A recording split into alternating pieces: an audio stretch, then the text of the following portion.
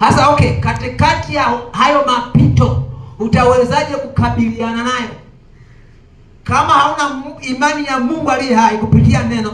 Kwa lugha nyingine tunasema imani, tunazungumzia neno la Mungu kama lisipokuwa kwa wingi ndani ya kwako, uwe na uhakika dunia itakubeba. Ile imani nyingine ya duniani itafanyaje? Itakubeba, kwa sababu neno la Kristo halipo kwa wingi ndani ya kwako. Na Mungu anasema nimewaandikia ninyi vijana kwa sababu mnazo nguvu za kumshinda nani? Shetani.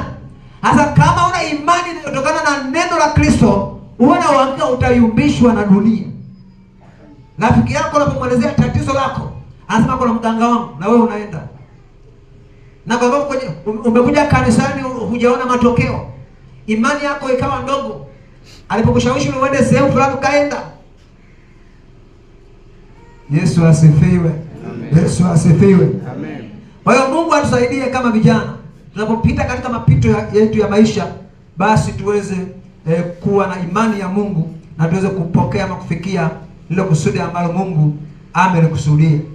Yesu asifiwe. Amen. Kwenye kitabu kile cha Yohana wa kwanza sura ya 5 mstari wa 4, Biblia inasema huku ndiko kushindako ulimwengu. Huku ndiko kushindako nini? Ulimwengu. Hiyo imani yetu. Lakini nyuma kidogo anasema kila kilichozaliwa na Mungu huushinda nini? Ulimwengu. Kama unaushinda ulimwengu, maana yapo ya kwenye ulimwengu, yapo ya wapi?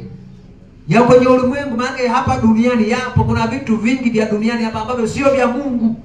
Kwa ili uweze kuvishinda hivyo vya ulimwenguni, vya duniani, unahitaji uwe na imani. Na hiyo imani inayotokana na neno la nani? La Mungu. Manake lazima utenge muda wa kusoma neno la Mungu ili upate maarifa ya kimungu yatakayokusaidia kuzivuka hizo changamoto ama hivyo vikwazo ambavyo unapitia kama kijana.